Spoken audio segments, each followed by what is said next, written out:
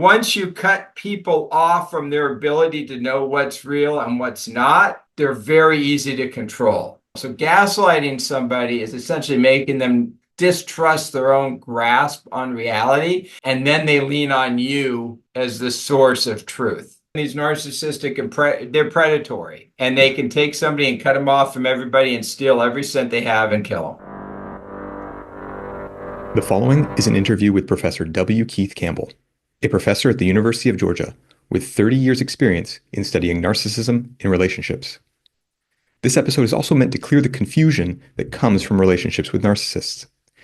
Keith Campbell tells us what narcissists look for in a target, how narcissists are predatory and use lies to disturb your sense of reality, how they become your new source of reality and psychologically break you, why cults are useful examples of relationships with a narcissist, why narcissists are more attractive than other people and you can't spot them at first, how you can spot them over time, why narcissists will smear your name during a breakup, how narcissists with better self-control are capable of greater abuse, and how to protect yourself from falling for a narcissist in the future. And now, here's my interview with Professor W. Keith Campbell. What does a narcissist want in relationship with another person? So when they approach relationships, one important goal for somebody narcissistic is meeting a partner who's going to help the narcissist look and feel good. And how do you do that? Well, you can do it by getting somebody who's got a lot of status, a really attractive partner, somebody who's rich and famous. And if you're dating somebody like that, they go, man, Keith, you must be really important if you're dating that really attractive celebrity. So you can have like essentially what they call a trophy partner. That's one way you can do it. If you're a little more pathological, you can find a partner who sort of looks up to you and treats you like a god, and is a little bit of like you have a cult and they're your one follower. So you can find some, and that's pretty toxic, but you can do something like that.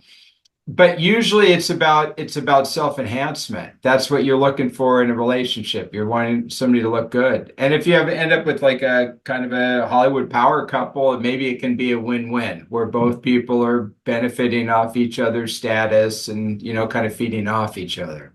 Yeah. And when you say self-enhancement, one term that I've heard thrown around a lot is supply.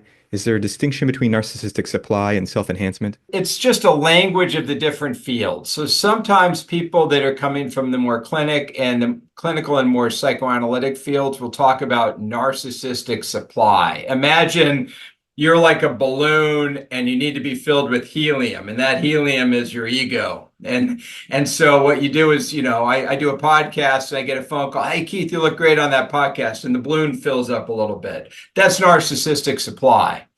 So, the old joke in Washington, D.C. is, what's the most dangerous place in D.C.? Any place between Chuck Schumer and a camera. And it doesn't have to be Chuck Schumer. It could be any of those guys or women. But the idea is that's the narcissistic supply is fame. And, you get between a narcissist and the potential to get fame, you're going to get hurt. Mm-hmm.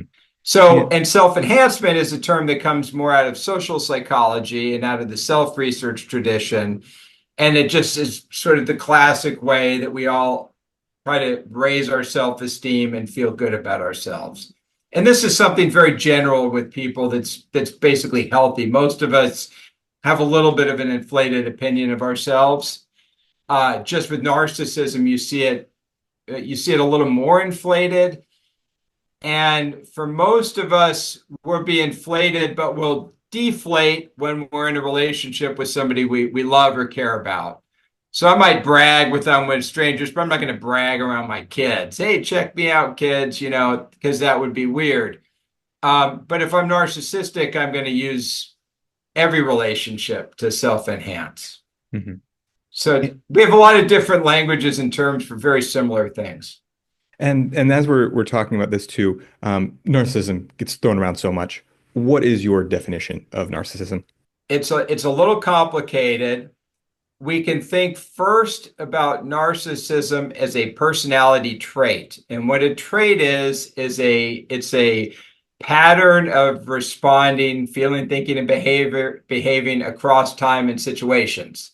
So, a classic trait like extroversion, people that are sociable and energized and outgoing, if you're that way today and next year, and you're that way when you're at school and when you're home with your kids and when you're at church, you say that's a trait. So basically, it's just a way of being. So narcissism is a trait, and that means most of us are somewhere in the middle. Some of us are really more narcissistic, and I'll get back to that, and some of us are less narcissistic. So it gets confusing in two ways. First, the trait of narcissism has two different forms or faces, and this goes way back historically. There's what we call grandiose narcissism, which is the more extroverted, self-promotional, entertaining, self-confident, swashbuckling, Doctor Strange, Iron Man kind of presidential narcissism. And that's the one we're mostly familiar with. And then there's the more lower self-esteem, defensive, in your head, basement form of narcissism that we call vulnerable narcissism that you see more clinically. So somebody who goes in clinically for depression or anxiety, and then the therapist's like, man, you got a real ego under there. That's this more vulnerable form. So within narcissism, we have the more grandiose form and the more vulnerable form. Am I making sense so far? Absolutely. Yeah. So that's a little bit of a distinction. And most people are talking about grandiose. Then there's the distinction between the personality trait, which we all have, and what's called a personality disorder. So a personality disorder is an extreme form of personality. In this case, narcissistic personality would be an extreme form of narcissism. It's primarily grandiose, but can also have vulnerability as well. You're to be diagnosed as having a narcissistic personality, it has to be extreme, inflexible, and pervasive, which means you have to be really narcissistic, and you can't really turn it on and off, and you do it all the time. So it's sort of out of your control, so it starts damaging your life, things like that. And to be diagnosed, you need a clinician to diagnose you, and you're talking about maybe 1 or 2% of the population.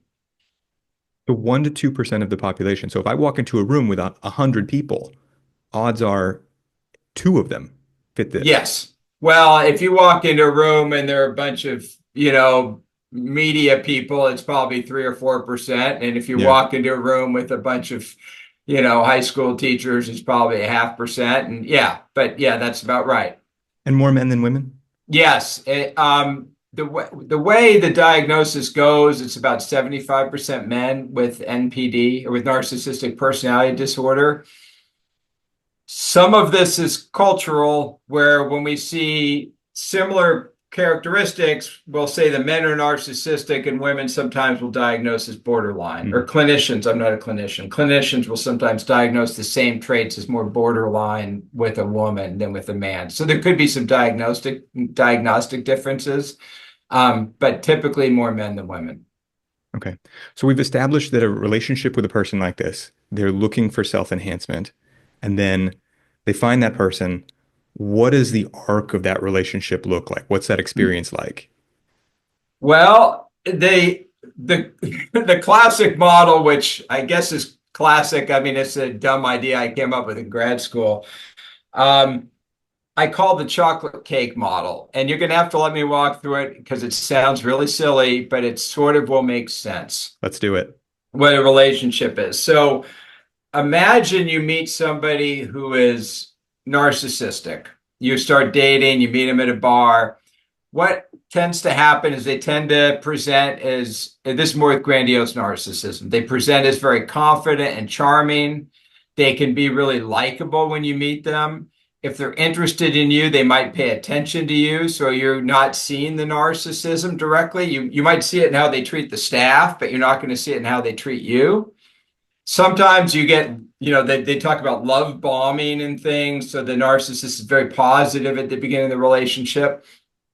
So how these relationships often look is they look really fun and exciting at the beginning.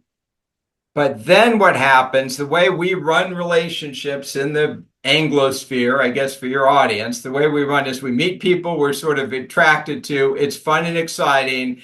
And then we transition from sort of fun, exciting, passionate dating to more we know each other and we have a serious, committed relationship. So we sort of transition from passion to commitment and emotional intimacy. Does that make sense? Or do you Yeah. follow that? So that's kind of the model. Now, that's not the best way to do it, but that's how we do it.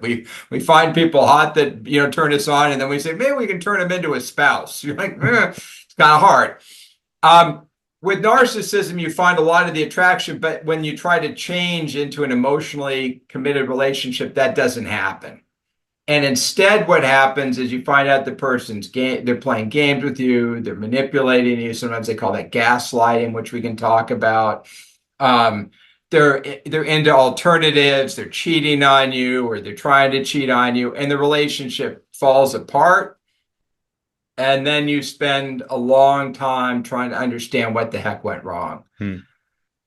So the reason I call it the chocolate cake model is if you're given the choice of eating a chocolate cake or like a healthy salad, I'm going to eat the chocolate cake. And I'm going to feel fantastic. I love chocolate cake. I'm going to feel great. I'm going to put on some tunes and be dancing around. And like 20 minutes later, I'm going to feel bad. I'm going to get a sugar crash. I'm going to hate myself and be like, dude, why did you eat that chocolate cake? You freaking idiot. You should know better. Whereas if I ate the healthy salad, I don't get the rush at the beginning, but 20 minutes later, I'm like, I feel pretty good. I had this healthy meal. I like myself. I'm a good person. I take care of myself. So the payoff matrix is different dating somebody who's narcissistic. If you're dating somebody who's narcissistic versus somebody who's just a stable, nice dude or woman, the narcissist, big rush, big crash. Somebody's stable, you don't get the rush, but it lasts a lot longer and you have a lot better chance of turning it into a significant or serious relationship. What propels the partner to leave the narcissist? Because these people, they're exciting. They often have this really shallow but broad network of high status people. It seems like you could just get caught in it for a long time. Yeah, the problem is twofold. One is you're not getting like the real substantial part of a relationship. Like I Mm. really want to talk about my feelings right now, and like, yeah, we don't have time for that. That's just not what I'm here for. The second is infidelity. It's just that people like, so you find out somebody's narcissistic, they're dating you. They're like, yeah, this is great. But what would be even better for me is if I was also dating somebody else, because that would make me feel even higher in status. And I don't care about you that much. I mean, I like you, we're dating, but I don't care that much. So I'm just going to go ahead and do it. So often that infidelity is a problem. And then if you're narcissistic and you're running an infidelity play, what you're doing is you're lying to somebody. Mm. And that line, I guess I mentioned earlier, people are really into gaslighting. And what gaslighting is there was an old play in Britain, and then it got made into a movie, and then it was a movie in the U.S. And right now I'm forgetting. Is it Catherine Hepburn? Anyway, I'm spacing the stars. It's a very popular movie, and it's a movie about a kind of a ne'er-do-well husband who wants to drive his wife crazy, make her think she's going crazy. So what he does is he goes up in the attic and he makes some noise with chains. And she's like, what's going on in the attic? He's like, nothing. Are you crazy? Everything's fine. And then he goes and turns the gas lights down. She's like, who's messing with the gas lights? Nobody. Are you crazy? What's wrong with you? And by doing that over time, he undermines his wife's sense of reality testing or her ability to test reality. And once you cut people off from their ability to know what's real and what's not, they're very easy to control. So you're cutting them off from their ability to connect to reality, and then you control them. So gaslighting somebody is essentially making them distrust their own grasp on reality, and then they lean on you as the source of truth. So with that pathological 2%, it seems things like this and other forms of abuse are common, prevalent in these relationships, would you say? Yes. So what does the abuse look like in those relationships? It's, I'll tell you, it can go from more psychological abuse to where it's, I'm just lying to you and you feel uncomfortable and you kind of know I'm cheating, but you're sort of staying around because you don't have a better option, or you don't think you have a better option. And I think at the more extreme, it can become physical and controlling, where you become physically abusive. I mean, I hate talking about this stuff because it's so depressing, but it's a real thing where you can have a very controlling spouse. And often it's men who are doing this. They're physically stronger, so they can be more physically violent. And they end up controlling their wife and belittling her. So they basically break somebody psychologically, so they don't think they have any options, with a combination of physical violence. Sometimes you alternate physical violence with like love. Anyway, I'm like, again, I don't like even telling people how to do this. It's basically like torture.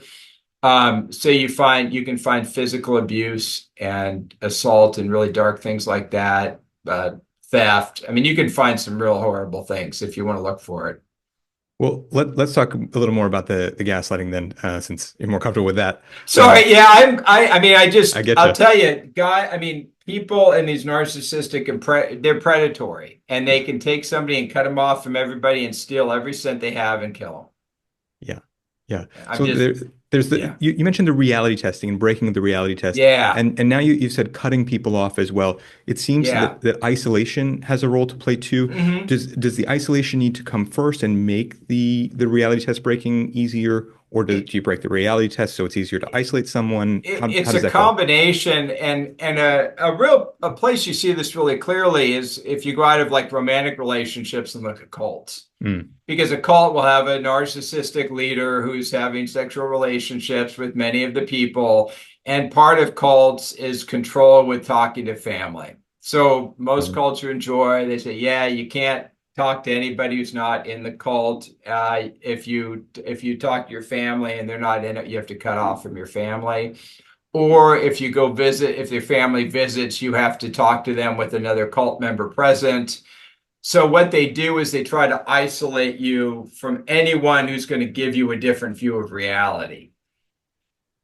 So that's part of the process of onboarding you into a cult. And the same with a relationship. It's like they bring you into a relationship and then they start cutting you off from your family. They start cutting you off from your friends because you're easier to control that way. So if someone were an orphan, let's say they didn't have a like a biological family to go to begin with, grew up in foster care or something, didn't even have foster parents to sort of connect back to, um, those people especially vulnerable. That's an interesting question. And I don't have any actual research data on it, so I'm just speculating. That kind of childhood could produce a couple different kinds of attachment. One could be more anxious, Hmm. and in that case, you'd probably be more vulnerable.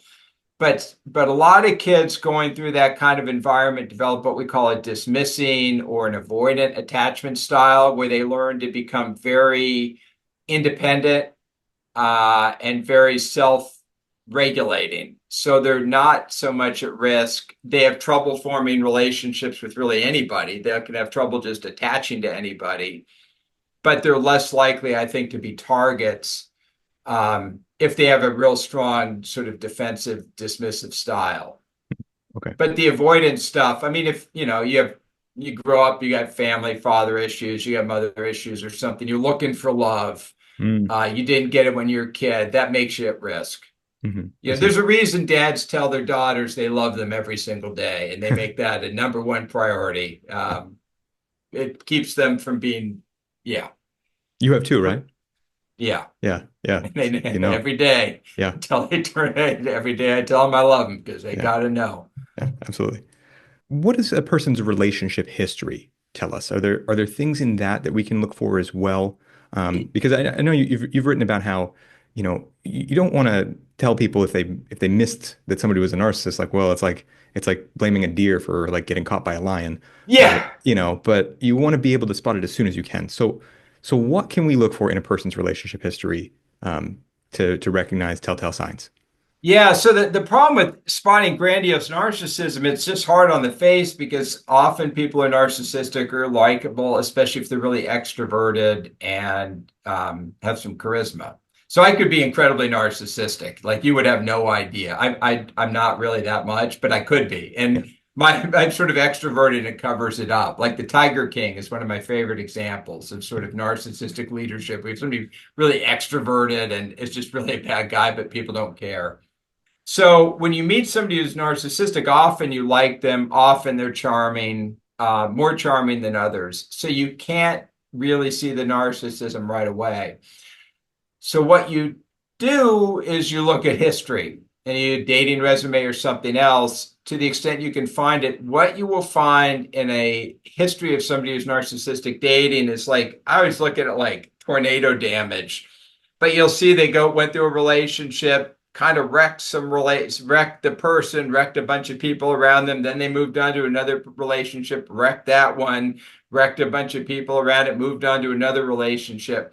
So there's kind of a trail of destruction behind them.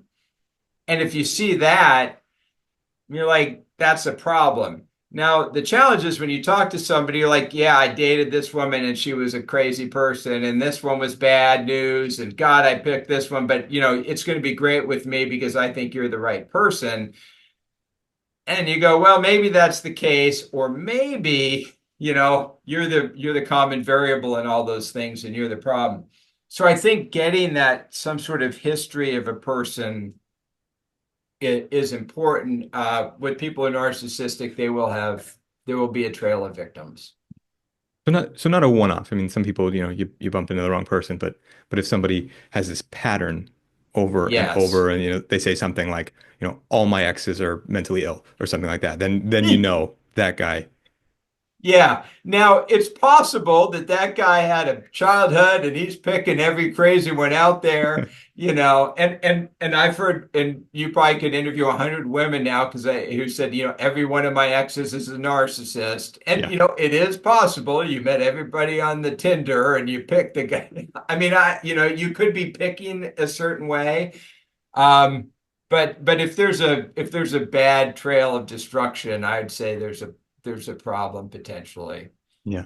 And so we're running into a bit of a question for you as a researcher too. That's, if we see something looking back, is that a sign for the future and stuff like that? One that you've written about that I found really interesting too was the way that very narcissistic people present themselves.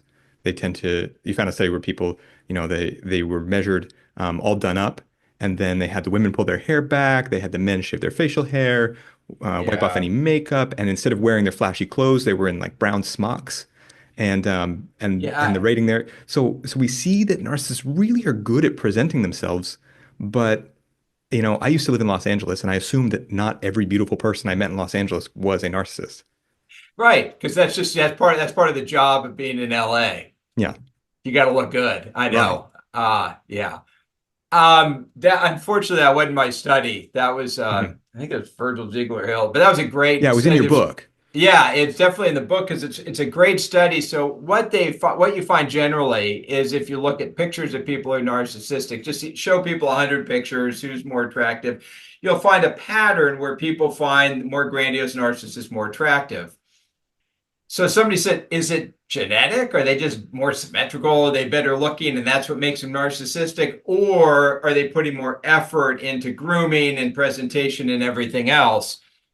And so what they did was the study you described, where you bring people in and you get rid of all the grooming. I think they had guys shave their beards and Hmm. stuff, which I don't know how they did it. I mean, but I guess undergrads people do it. Um, and put their hair back because that's so important. And then they didn't find a difference. And the suggestion was in attractiveness, the suggestion was a lot of this narcissistic attractiveness is an interest in appearance. There's just an emphasis on having a positive appearance. And what you pointed out was that culturally, certain cultures have place a premium on looking good, and it's also important for your job. So if you're running around Hollywood, everyone's got to look good and have perfect frickin' teeth. Um, because if you don't do that, you don't fit in. So in that case, when I go to Hollywood, I don't run into like a bunch of narcissistic people. I kind of like Hollywood people. They're a little flaky and they're kind of fun, and they always have like people are like assistants and stuff. And I felt real bad when that fire hit. I mean, anyway, I like the people up there. They're not my people, but I like them. Um, and I understand what you're saying is that in that community, it's hard to tell who's really narcissistic and who's just kind of it's just what we do. And like last time I was out in Hollywood, every single person was an actor. Like the Mm. guy who picked me up at the airport was an actor, and he's telling me about his recurring role in 24, and the bartender's an actor. The hotel managers tell me about Diddy parties before the Diddy party thing, and it was uh it was great. So I understand that's just part of the job out there. Being a good looking is just part of what you do. It doesn't mean you just, you know. Yeah. Would there be a way or something distinguishing in this, if somebody was particularly obsessive about, the getting, one of those really technical mirrors with the big bright fluorescent lights on them, and then the people who are around them, they're telling them how to dress and, kind of building an entourage. Would something like that signal more of a pathological, grandiose narcissism? I, I look, I think part of it is the job, but I do think that if you look at the data well, I'll just tell you the Hollywood story. There was a guy named Dr. Drew who Yeah. had a show called Love Lines, and he was interviewing all these celebrities. There was a professor at Southern Cal in the accounting department named Mark Young, real nice guy. And he was a neighbor at Dr. Drew. I'm giving you the backstory even for your audience. This is a true story. They're neighbors. So they know each other. They start talking narcissism. They're like, hey, let's measure all these celebrities. So Mark would hang out in the green room, give the narcissistic personality inventory to these different celebrities. And but then they wouldn't keep any information on them because no celebrity's like going to actually give you their narcissism score with their name. So they got who they were and they got some information, but nothing else. You couldn't follow it up or anything, which I think was ethically the right thing.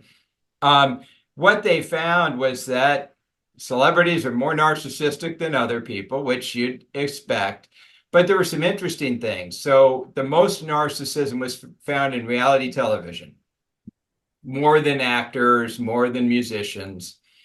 And it makes sense in a way because reality TV is about being famous just for being famous. Actors actually have talent. Being an actor is Yeah. hard. It's a craft.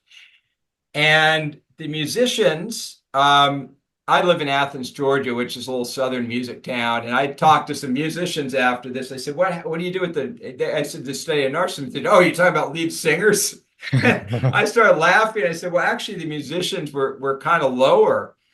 And they laughed. They said, "Yeah, the problem is if you get too big of an ego with your band, they don't want you." And the joke, they said, "Yeah, we just send you to Nashville. Like you get too big of an ego for Athens, we just kick you off to Nashville." So if it in certain places the narcissism is bigger, and in entertainment, I think if you're a professional actor, you've got to have an ego. But if you're too much of a prima donna, no one wants you around. Hmm. Yeah. So, but anyway, that was a long answer.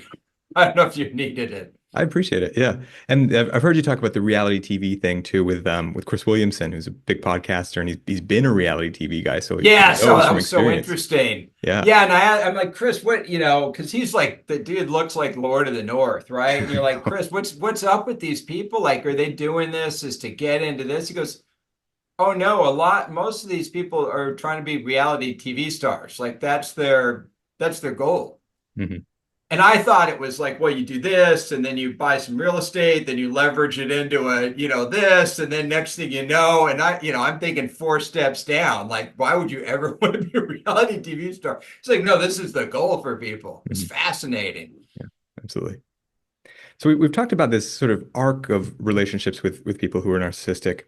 One thing that I've read a lot about too is that often these relationships end, and then the former partner is isolated, things are withheld from them, and there's a smear campaign. What truth do you see in that, and what function does any of that have for the narcissist? Ah, so. when you say smear campaign, you're talking about the narcissist being smeared or the non-narcissist, is The that what I think you're non-narcissistic talking? partner Yeah. being smeared by the narcissist. Yeah. So when the relationships and there's often a lot of confusion. Hmm. If it's a marriage and there's kids, it gets really, really ugly.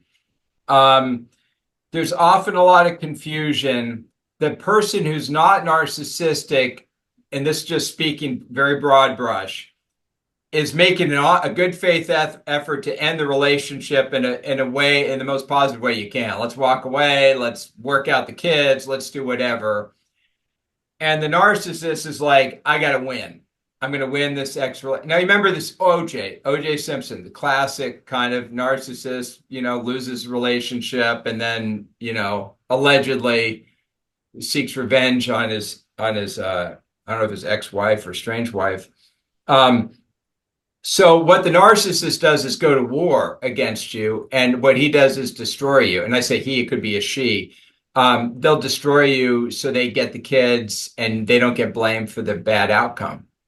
So what you're talking about makes sense, and this is what happens in court in these family law cases is, Mr. Narcissist is just it's me, goes in there and is really charming to the judge and says my wife's crazy. The other I'll tell you something else that happens, and this I've heard enough times to talk about it as a thing, is that it's very easy to get your partner to go crazy and hit you. Like if I wanted my wife to hit me, I'm not saying I could do it, but I imagine I could figure out a way to get her to hit me. I just say, it wouldn't hurt, but what happens is I've heard this story again multiple times. You get narcissists, the relationship's over, they get in a fight with their wife, the wife hits them or the girlfriend hits them. But I mean, as a frustrated this, not like an assault, but just enough. They call the police and say, my wife assaulted me. Police come, they have to arrest somebody because that's the law. They have to arrest the wife, and you end up with the wife arrested for assault against the narcissist when he set the whole thing up. So there's some really manipulative stuff that can happen in these relationships. My suggestion is if you're in a relationship with somebody really narcissistic, get a really good friend or counselor or form of support to help you keep you real and not get you emotionally invested in it, and just cut ties as cleanly as you can, and not get destabilized by the people because they'll suck you back in. Mm. Suck you back in. How does that work? I When you mean, talk about just this sort of painful arc. yeah, it's just this emotional manipulation. So even the relationship's over, and you're like, I'm done with this person, and then they're like, well, come on, we still had something. And you're like, what? I'm falling in love with this person again that like cheated on me, and they'll manipulate. I mean, one one suggestion that's very common in sort of the divorce literature is they call the gray rock Mm. method or the dull gray rock method. Have you heard that or seen Yes, that in yeah. any of the reading? Yeah. So the gray rock method is if you're dealing with somebody who is narcissistic, be kind of very limited in how you respond to what they say, but don't give them any more than that, and just be kind of boring like a dull gray rock. And Mm. then they just get bored with you and go away. Yeah. So the relationship's over. You're like, I'm done. The guy is still coming, messing with you.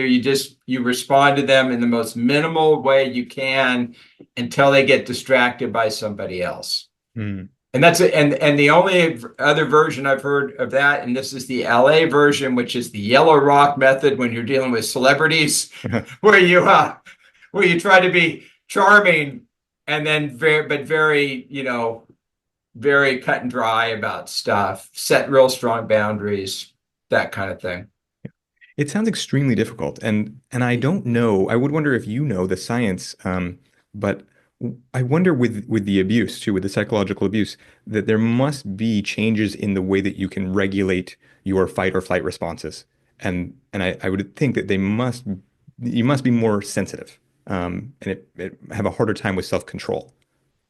If you're being manipulated by somebody narcissistic who's Yeah. getting under your skin, Yeah. absolutely. Yeah. Yeah, I think people can just, I mean,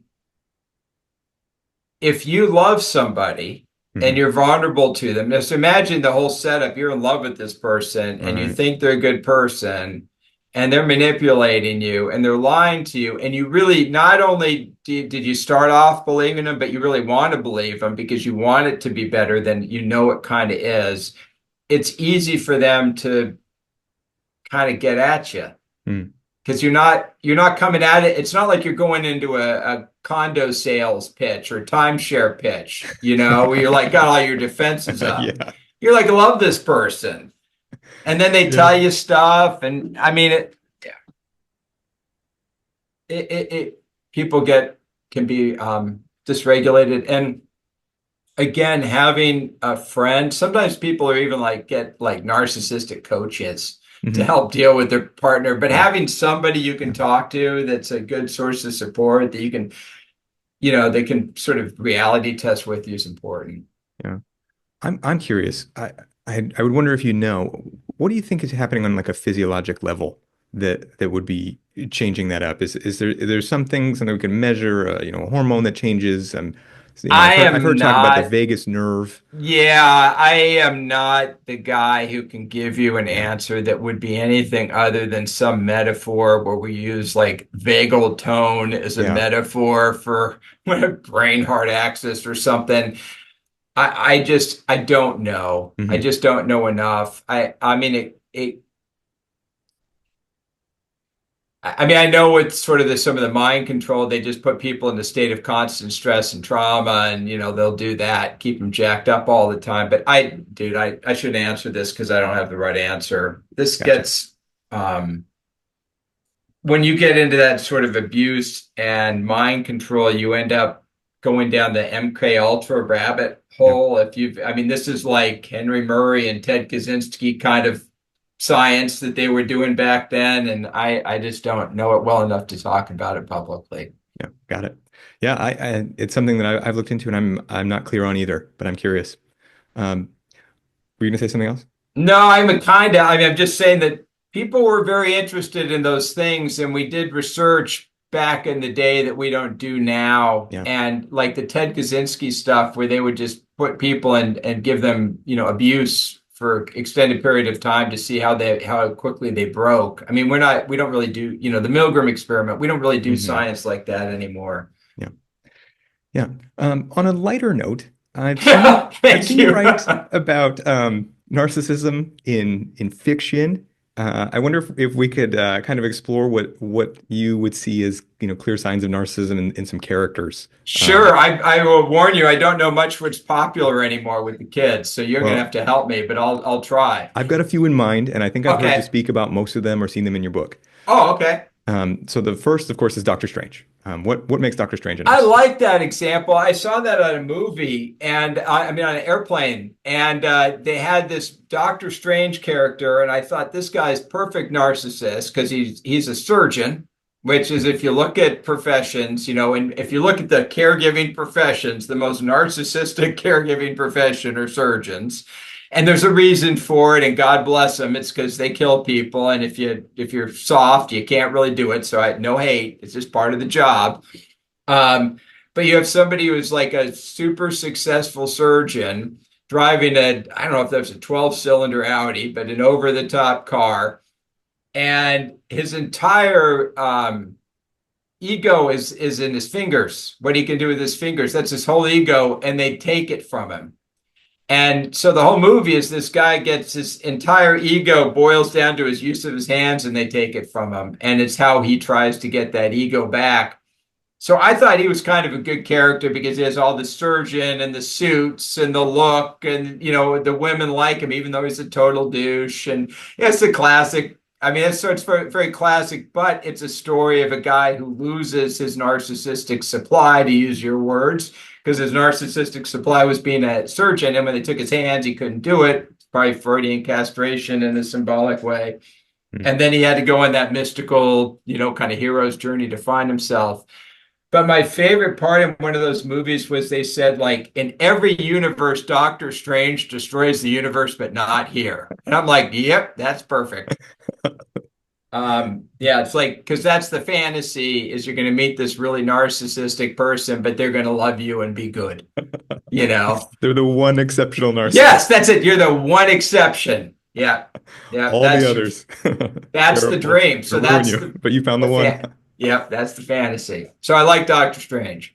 Yeah, I like that too. And in the introduction to your book, your newest one, you mentioned that these sort of heroes' journeys are seen as like a psychological model. That we kind of like to gravitate to that in culture and think that that's how it really works. Um, Yes. but in reality, Doctor Strange's hero journey would probably be questionable as a treatment system. In real life, what would happen to Doctor Strange is he'd become just a really angry drunk, probably, and just blow all his money on coke and just blame everybody, and everyone would hate him. It would be sad, like the sad death of Doctor Strange. I mean, yeah, I kind of hate to see it, but people that get all their ego from something and they lose it, it's like an athlete, or Mhm. an athlete, and then you're not an athlete anymore, and you're like, where's my ego supply? And you're like, no one. Anyway, I feel bad for people like that. Yeah, yeah, absolutely. Another one, another Marvel narcissist, Tony Stark. Yeah. I like him because I try to think of these characters that are kind of mixed bag. Like he's sort of he's super assertive, super ambitious, super arrogant. Uh, he's one of the cases where he's arrogant for a reason. And people often go like, well, if you're really that smart and you think you're that big a deal, is it narcissism? Like, yeah, those movies always show his arrogance always gets him into trouble. He doesn't listen. He's got kind of a long-suffering sort of helper slash girlfriend that kind of eventually he comes around. And his journey is he becomes, well, I guess I haven't thought this one through. I guess he gets his heart replaced after he loses it. But he turns around and becomes more of a family guy at the end after fighting enough crime and doing enough battles. But I think he's a good example of grandiose narcissism. And he, in those movies, doesn't have a lot of hostility for people. Hmm. So his hostility isn't really, it's just pure kind of arrogance Hmm. and belittling, but he's not a kind of trying to be Mhm. sadistic. Yeah. Yeah. Yeah. So if the hero's journey wouldn't have worked for Doctor Strange in real life, would Tony Stark also end up a drunk, or is he more of a savable type? I think a lot of guys, you start off young and ambitious and you want to make a mark on the world and you're self-focused, and that's sort of the natural course, like an over life course where you see higher levels of grandiose narcissism or young people, because you're out there like, I've got to go into the world and I've got to go to the big city and I got to make something of myself. So having an ego, focusing on myself, that makes sense. What happens is it works, but it only gets you so far. And so you end up seeing guys in their 30s and 40s. They end up talking to me sometimes, and they look around and they see these guys that like have loving families, and they go, I don't have that. And I can't buy that, and I can't really fake it. And they go, maybe I need to change a little bit because Hmm. that's something really valuable and that's something respected. Yeah. And so it sort of forces sometimes guys to go, this ego thing works so far, but maybe I got to get a little humility and kind of work on my, have a little, just kind of dial it back a little bit and try to connect with something else. Hmm. And the way life works, when you're young, the ego is a big deal. When you're my age, I mean, dude, I'm looking at 60 next stop. Like, what the hell? I did what I did. You get more focused on generativity. You're more interested in the next generation. You're more interested in kind of bringing young people up. That's where you get your joy, is Hmm. watching the next generation. But if you're 60 still trying to get a claim, I mean, come on. I mean, Yeah. that's just pathetic. So I think there's a natural course of ego turning into connection, turning into generativity that's probably healthier. And I think people who are narcissistic just don't make that turn, and they end up kind of old and drinking and pathetic. I mean, Yeah. dude, being arrogant and 75, because naturally, like, no one cares. I mean, you're a young, good-looking dude. Like you got the world by the cojones, but like I'm old, man. I'm invisible, but 20 years, people are just they won't even notice me. So narcissism's really hard when you're 80. You've got to be really rich and powerful, and even then, I'm just saying it's a sad way to go. Yeah. Yeah, I've read that age is one of the greatest pains for people who suffer from this. Yeah. Yeah, I mean, it's just a horrible and being and dying alone with no love. I mean, Yeah. like there's always karma. It's just not good. Yeah. Another character came up in your book, a movie that I've only seen 45 seconds of, but I knew exactly what character it was about. Crazy Rich Asians. There's a Oh, character Bernard Tai, and I knew exactly who it was when I read about it, and I've just yeah. seen I seconds don't of know that why I movie. picked that movie because I don't watch that many movies, but I did remember that because they had a great narcissistic character. And what I liked about him was he was kind of this friend who was really Hmm. narcissistic, but he wasn't involved enough to really wreck everything. He's just kind of like your arrogant friend, but he was so you know how you sometimes I mean, I don't know you, I don't know. I mean, people have you kind of got your arrogant narcissistic friend and they're fun when they come in and they do some arrogant stuff, but they're not necessarily being that destructive because you're not in a trusting business relationship Yeah. with them. They're just kind of like your old buddy. Yeah. And so I thought that example was kind of a good example of something like that. Because I've talked to a lot of people that narcissistic friends, like, yeah, we're just, we're friends, but there's kind of limits to it. Hmm. I think in the movie, he actually, I can't remember that well, but he did some nice stuff, actually, kind of made the wedding sort of nice in a way. Is that correct? Or, oh, you said he only watched Yeah. 45 seconds. Yeah, he had a little bit of an arc where he was a little bit positive because his own narcissism, when applied to the wedding, which was supposed to be narcissistic for his friend, kind of helped his friend's wedding. Hmm. Yeah, what I knew of was this sort of bachelor party scene where he gets a whole giant tanker out in the middle of the ocean and flying everybody in by helicopters and things like that. And that to me is so narcissistic to take someone else's party that's so classic. And I think it's hard for people who are really narcissistic to deal with when somebody else is getting attention, somebody else's birthday. So what they like to do is make it about them. Okay, I'm gonna bring the cake. I'm gonna bring the balloons. I'm gonna Yeah. take the photos. We're going to do this thing that happens to be something that I'm really good at. And I look like I'm giving, but if you think for 2 seconds, you realize Yeah. it's about me. That's why I thought it kind of worked in that case because it Hmm. was so arrogant. Yeah. Exactly what you were saying. It was so arrogant and about him, but at least it was like kind of in line with his friend's wedding, Yeah. that it was not just totally derailing it. But yeah, so that what you're bringing up is a really interesting point. Whereas if you have somebody really narcissistic, if you can align ego needs with pro-social needs, you can get a lot of good done. So Hmm. you're like, dude, I got to get this building. I got to build this bridge. You find the most arrogant guy you know who's got $1 billion, and you go, God, I wish we had the Keith Campbell Bridge here. I can see it. I just imagine. I mean, the Keith Campbell Bridge would be something else. Pretty soon you got a bridge and everyone enjoys it, Yeah. So, and there's an old Buddhist story where, there's some Zen monk who's got an ego problem. They're like, go plant a tree so that future can enjoy the shade. Hmm. At least use your narcissism in a pro-social way. Yeah. And you mentioned too in the book that there's sort of a trick too, where some situations in life we find ourselves, we've got coworkers, things like that, and they're these people and they're not going away. And so learning to understand, how to channel them. With the pathological ones, I think abuse is eventually guaranteed. But with the sub-pathological ones, there's a certain channeling that can be a useful skill. Oh yeah, narcissism, every personality trait has pluses and minuses, Mm. has trade-offs. And narcissism has these positives. And if you have somebody who's narcissistic, as you said, within the sort of the range of not fully pathological, and you can put them on your team for a certain role, maybe it's public speaking, maybe it's, hosting the cocktail party or being the party planner. Um, some sales. I think a lot of sales narcissism hurts, but sort of short-term sales, it might help. I think it can be useful. Mhm. Yeah. Another one would be classic Gaston from Beauty and the Beast. Yeah, that's right.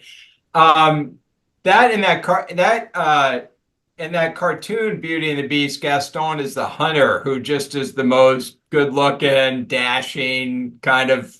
He's kind of funny. I mean, I Yeah. just find his character humorous, over the top narcissism, and instead she ends up marrying the Beast who likes books, Hmm. which I think is kind of an interesting one, and blows off the hunter. But a lot of the gals did like the hunter. I think he did okay at the Yeah. end. Gaston, I think he ended up with a gal or two, just Yeah. not Belle. He gets a lot of attention. Yeah, Yeah. certainly from the ladies. And this reminds me of actually someone I talked to just a few days ago about narcissism. And he has this sort of framework of a pathological narcissistic space, like a supply hub that the narcissist goes to. And Gaston had one of those. Like he had the pub where he had the sycophants who were all sucking up to him, and he had the women who were all dazzled by him and kind of on a bench. And then he'd go in and he'd start singing this Do song his about thing. himself, Yeah. just the whole anthem of himself. And it's so, looking back as an adult, it's so intense the narcissism there in that character. When you see this pathological narcissistic space, you see the sycophants, you see the women, Yeah. and the song to himself, the anthem of Gaston. It's overwhelming now. Dude, that's perfect how you said it better than I did. I like that. I haven't thought about it as a space. I thought about ego mapping once, like Mm, ego mapping our town back when I was trying to do tech stuff. But I can see that. It's basically you're building a place where you can get your narcissistic needs met. And you go there and you're celebrated, and then you can go out in the world and do whatever you got to do, and you don't have normal people around you. I think that's really an interesting research question, actually, yeah, yeah. mapping that out. We could talk more about it after. Maybe I can send you an email with some resources. Um, With that too, I heard you talk maybe with Michaela Peterson about a threshold between just being very narcissistic and impulsive and that sort of thing, and then being more methodical and bordering on perhaps psychopathy. If someone is really methodical about these spaces, if they're plotting how to get this supply, they're manipulating people, they're sort of crafting a web of fact and fiction. Where does that threshold between just maybe pathological narcissism and psychopathy get crossed? Yeah, it's this is the definitions of narcissism and psychopathy are really complicated because just like in narcissism, we have the more grandiose and more vulnerable form, and in the psychopathy world, we have these different forms where there's sort of a factor one or factor two, or more compensatory and a more offensive one. So it gets a little complicated. One big general distinction between narcissism and psychopathy is that psychopaths generally have lower self-control. So somebody who's very high self-control, that's manipulative, that has ego needs, is going to be more likely be described as narcissistic, and somebody who's more impulsive is going to be more psychopathic. That's generally what you find. Okay. But you find an example like the show Hannibal or the book or whatever, Hannibal Lecter. So he's a physician again. He's obviously narcissistic, but he's a classic psychopath, does a ton of planning for everything, commits these really well-planned crimes, eats people, whatever he does. That would be somebody who could be described as sort of narcissistic and psychopathic. They might describe it as malignant narcissism, but classically psychopathic. So the self-control allows you to choose when you're going to be evil. So it allows you to manipulate people better. And if you have low self-control and you're just a dumb criminal, you're more antisocial, people are going to see you coming and you're just going to end up in jail. But Mhm. if you have really high self-control, you can set up traps for people and really do damage with a lot of planning and forethought.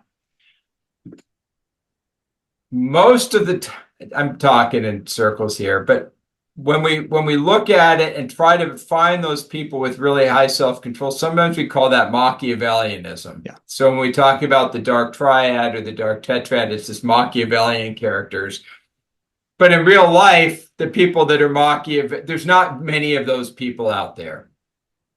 So it's very rare to find people that are really self-centered, really kind of sadistic, and have high self-control, that Mhm. are that Machiavellian. And we're scared of them. They're in the movies, Yeah. but criminals are kind of usually dumb and impulsive. And the people that are more narcissistic, their crimes are going to be like white collar crime that's harder to detect because they're smart enough not to get caught doing little crimes. Mhm.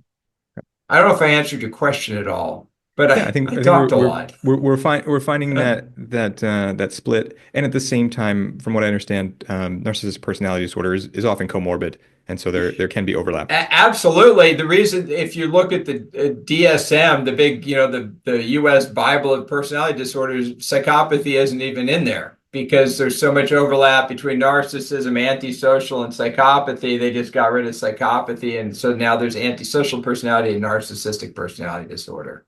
Got it. But people are interested in psychopathy because yeah. Okay. But definitely cousin disorders, and I think the main distinction would be that psychopathy is more impulsive, maybe a little less extroverted, Mhm. but definitely more impulsive. One more character Yeah. from Harry Potter, Oh Gilderoy yeah. Lockhart. Oh yeah, the alchemist. He's like just he is just I mean, he is just kind of your most basic, kind of lame-o, grandiose, narcissistic academic character. I mean, he's kind of perfect for that. Yeah. Just kind of the shallow, puffery, self-promotional. He's not really trying to be an evil guy. He just wants everyone to think he's something he's not, which is a bigger deal than he is. Mhm. And I always found it kind of him humorous in a way because he wasn't his evil wasn't as much as just his vainglory. It's just sort of puffery. Mm. Is that how you saw him, or did you see it differently? You know, I think a lot about that second Harry Potter book, and for you have some Jungian sort of Yeah. stuff in your background too. So I see him as quite a villain, actually, and I see that whole book.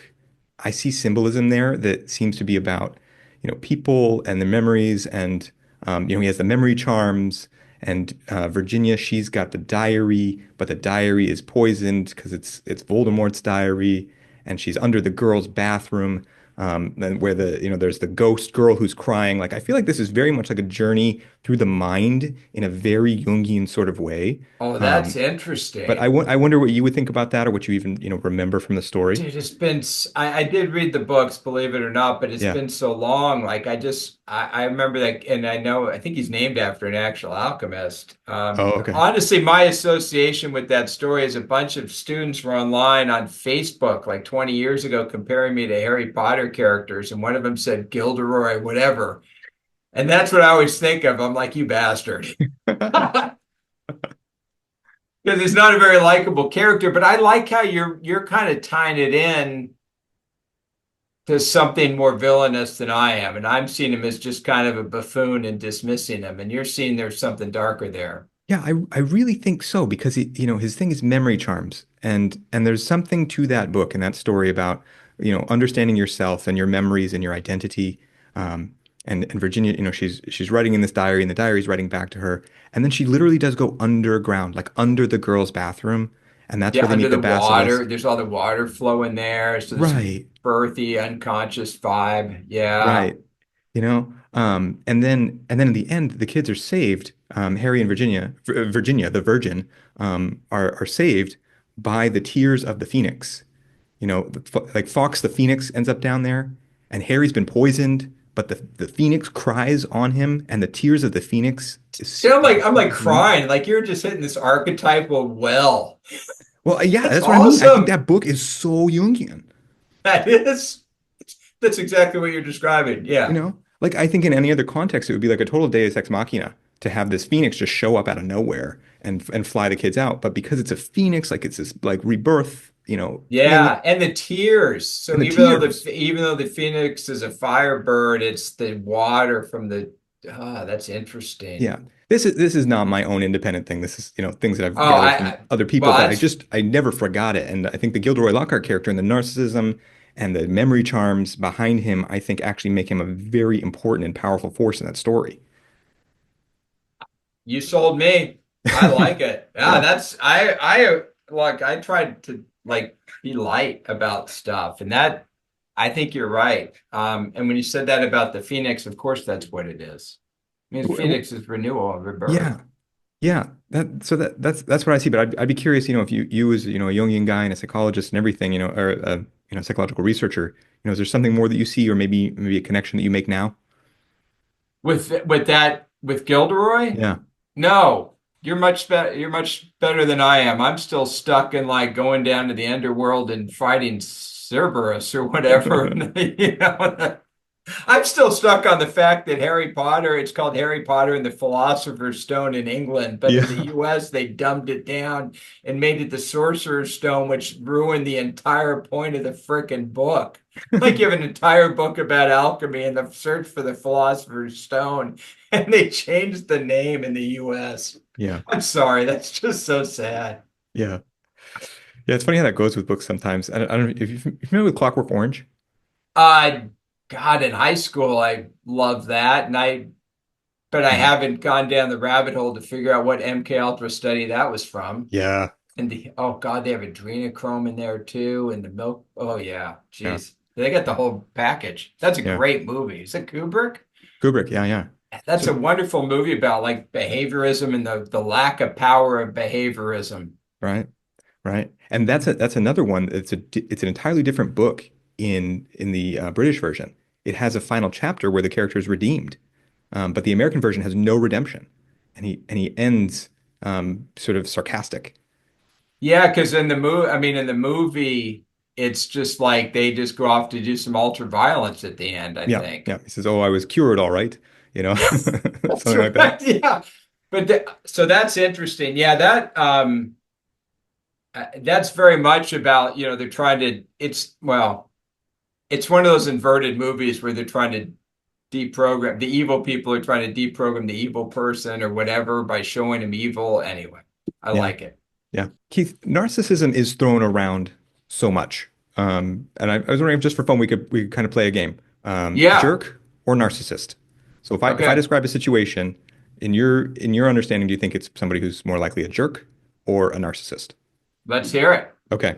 Um, a man refers to himself among his other friends as the AMOG, the alpha male of the group. Well, I can tell you who's not the alpha male of the group.